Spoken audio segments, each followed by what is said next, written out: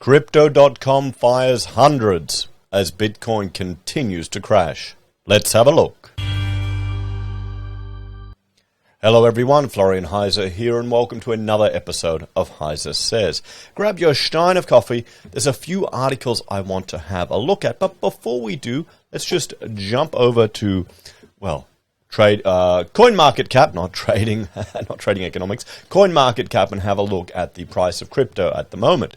Bitcoin is sitting at 22,426, not at the lowest point it's been all day, but it's still, in a week it's down 24%.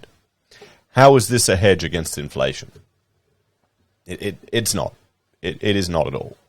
Ethereum is at 1,200, and we can see the stable coins are just sitting there, but Bitcoin is just, let's have a look. Let's bring the chart out to year to date. So there you go. It's not looking good. Guys, it is not looking good. So let's jump over here and have a look at a few articles. This first one, Crypto.com lays off hundreds of employees as the market tumbles. This is always sad when people lose their jobs, particularly if, I imagine if you're working for Crypto.com, you're going to be heavy into crypto. So just think about it. All your investments are probably getting completely slammed, and then you lose your job. Talk about having all your eggs in one basket. The exchange's move comes amid a prolonged slump for cryptocurrency assets. It's crashing. The CEO, Chris Marsalek, said over the weekend that his cryptocurrency exchange will lay off 260 workers, or about 5% of its corporate workforce. Our approach is to stay focused on executing against our roadmap and optimizing for profitability as we do so. He wrote in a series of tweets on Saturday. That means making difficult and necessary decisions to ensure continued and sustainable growth for the long term by making targeted reductions of approximately 260 or 5% of our corporate workforce. So you'd hate to be someone working there, wouldn't you? I mean, this is when you hear about these CEOs and these people saying, you're our family, you're all a workplace family, we're like a family in the office. All these sycophants sharing this bullshit on LinkedIn. I can't wait to go back in the office with my workplace family, that type of stuff. I mean, it's bullshit. Okay, maybe I'm just old enough that I realize it's bullshit and the young people need to learn that, but now 260 people have learned that. You're not family. Family you take care of. This is a business relationship, and you've got to realize that. I feel sorry for the people, because the crypto sector, it's going to be hammered, guys. In November, Crypto.com, a Singapore-based exchange, paid a reported $700 million for the naming rights of the former Staples Center in Los Angeles. It also invested heavily in advertising, with a ubiquitous campaign featuring actor Matt Damon. Just before it all crashed. So they're pissing away money to get brand recognition, and now they have to fire 5% of their workforce. So was that worth it? The company's layoffs are the latest sign of a downturn in the market. Roiled by high inflation and the ongoing war in Ukraine, Bitcoin, the world's largest cryptocurrency, fell to its lowest point since 2020.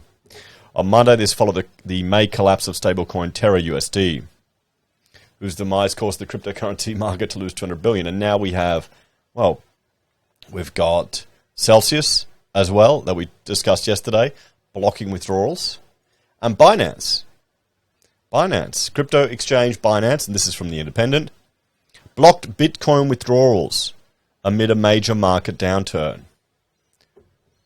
I mean, this is the thing, guys. If you want to be your own bank, you don't sit on an exchange, because it's not yours. Sitting it on an exchange is no different to putting your money in a bank. If anything, it's worse, because at a bank, at least, the government is going to step in. They'll guarantee it to a certain point. All this blockchain and crypto stuff, they won't care. But I bet you there'll be calls for regulation. I guarantee you we're already starting to hear it. But there you go. They blocked withdrawals. It left users unable to retrieve their money as the price of Bitcoin tumbled. A stock transaction meant there was a backlog in the company's systems and it was unable to fulfill people's requests, the companies say. Yeah, okay, I think that's utter bullshit, but we'll see. We'll see. And what about everyone's favorite Bitcoin investor, MicroStrategy? So their shares slump as Bitcoin margin call looms.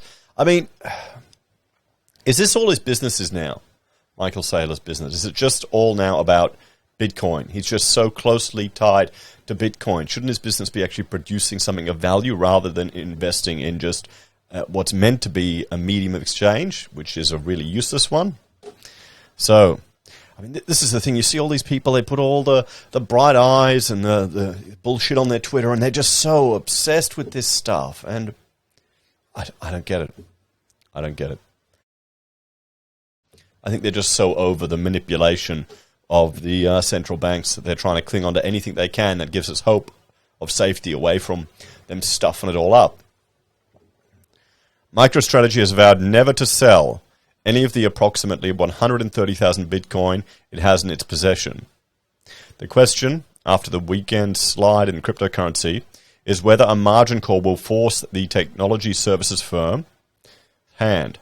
Bitcoin traded below 24,000 and traded below 22,000 today after a weekend rout, in part tied to crypto lender Celsius Network suspending withdrawals and transfers.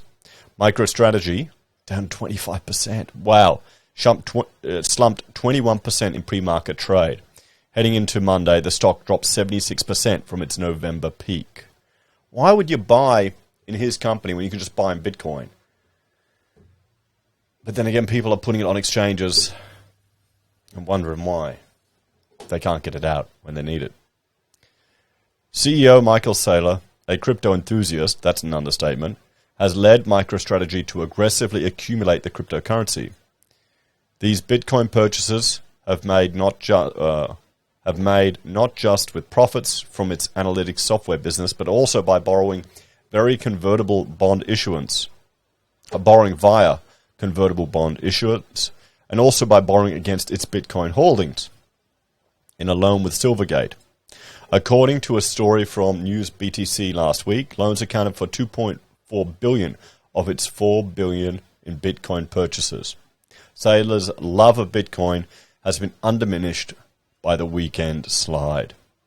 CFO Fong Li said during the first quarter conference call that only the Bitcoin purchase against its stockpile was subject to a margin call. Now, the risk of really are that we would have to contribute more Bitcoin, he said, according to a transcript compiled by FactSet Research. Now, as you can see, we mentioned previously we have quite a bit of uncollateralized Bitcoin. So we have 95,643 unencumbered Bitcoin. So we have more than we could contribute in the case, and we have a lot of downward volatility. But again, we're talking about 21,000 before we get to that point where we need to be more marginal collateral contributed, and we're at that point. We've hit that. I wonder what he did. Bitcoin's swift descent means its investment has had negative returns at the end of the first quarter. MicroStrategy said the acquisition cost was $30,700 per Bitcoin, net of fees and expenses. So, well, they're not doing too good. And we jump over to the screen and we can see, I mean, the 24-hour, you can see Bitcoin did dip below that 21,000 just for a period. And if we refresh this now, we can see we're still at 22,000, so it's recovered a little bit in the last 24 hours. Let's have a look at the markets. Where's it going the cheapest? Cheapest is at Coinbase Exchange, sold to BTC. Well, there you go. Not much volume, only 6.5 million, but still. So, what do you reckon, guys? Let's have a talk about this one. The bloodbath is continuing in crypto. Have we found a bottom, or is it going to keep going down? We'll have to see what happens, guys. I think keep our eye on Celsius. See how if they manage to recover, or if they get completely liquidated and a whole bunch of people get burned out of this sector. There's some real sad stories about people putting their entire life savings in Celsius to get 10%. That's it. They're throwing everything in, cashing out their pension funds, borrowing money against their house into this. I guess some people just have to learn the hard way. This is why you need to have a diversity of assets that you're investing in for your portfolio. This is why you need to talk to a professional. What do you reckon? As always, thanks for watching. Let me know your thoughts and opinions on this one in the comments down below. If you're a fan and enjoy the content I create here, there are a few ways you can help out. You can join us on YouTube or Patreon, use any of our referral links, or contact us if you need an architect. Take care, guys. Have a great day. And I hope you're not getting burned too hard by the crypto markets.